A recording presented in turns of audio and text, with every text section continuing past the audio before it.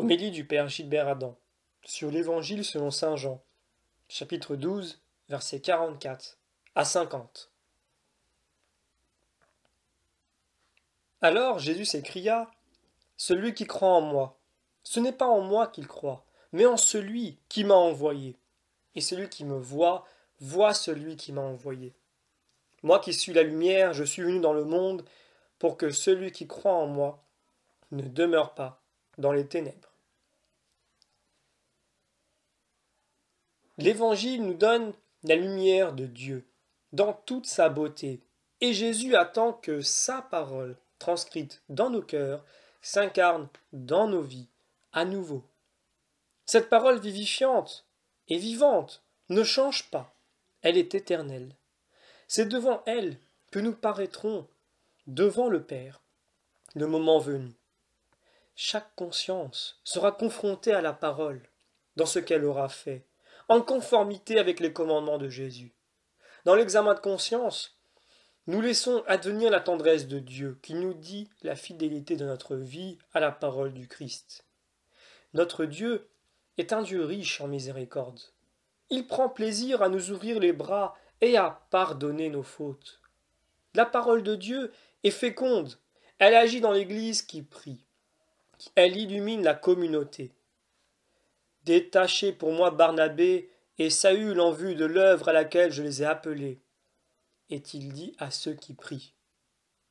Dans la communion des frères, le message de Dieu est révélé dans la paix.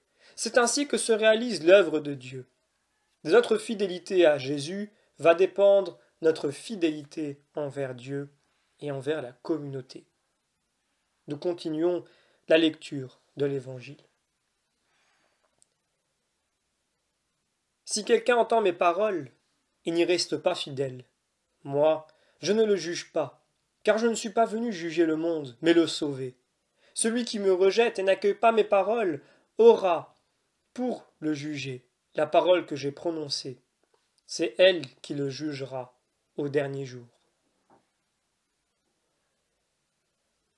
Le mystère de la parole de Dieu, c'est sa fécondité. Elle porte du fruit. La parole de Dieu était féconde et se multipliait. La parole de Dieu travaille nos cœurs pour que nous fassions de la communauté un lieu fidèle à l'Esprit Saint. Ce mystère de la présence de Dieu s'est révélé à l'annonciation de l'ange à Marie d'une manière unique. La parole de Dieu a pris corps dans le sein de la Vierge Marie. La femme a donné sa chair pour que la parole faite chair nous soit donnée. Cette parole de Dieu continue son œuvre en nous. En chacun de nous, elle devient parole de Dieu. Au baptême, nous avons reçu la parole de Dieu accompagnée d'un bain d'eau. Nous avons accueilli le don de Dieu et nous avons fait l'expérience d'un grand amour. Ce mystère est reçu en Église, en écoutant ceux qui nous dirigent, les messagers de la parole, nous écoutons Dieu. Nous prions pour ceux qui nous dirigent. Nous terminons la lecture de l'Évangile. Car ce n'est pas de ma propre initiative que j'ai parlé. Le Père lui-même, qui m'a envoyé, m'a donné son commandement sur ce que je dois dire et déclarer, et je sais que son commandement est vie éternelle. Donc ce que je le déclare comme le Père me l'a dit. Ma parole est la parole du Père, mes œuvres sont les œuvres du Père, dit Jésus. La parole de Dieu est amour, elle fait de notre vie le corps du Christ sur la terre. L'important est la manière dont notre cœur adhère au plan d'amour de Dieu dans le monde, la manière dont notre cœur dit oui à l'œuvre de Dieu. Les saints nous devancent dans le royaume de Dieu, car ils se sont livrés totalement à l'Esprit Saint, sans aucun partage ni calcul, pour réaliser l'œuvre de Dieu. Nous le connaissons humblement et nous nous efforçons de nous mettre à leur suite pour poursuivre notre route plus conformément à l'Évangile.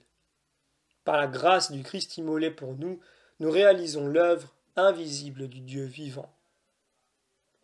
Nous demandons la grâce d'être fidèles à Jésus pour qu'en tout se réalise l'œuvre de Dieu.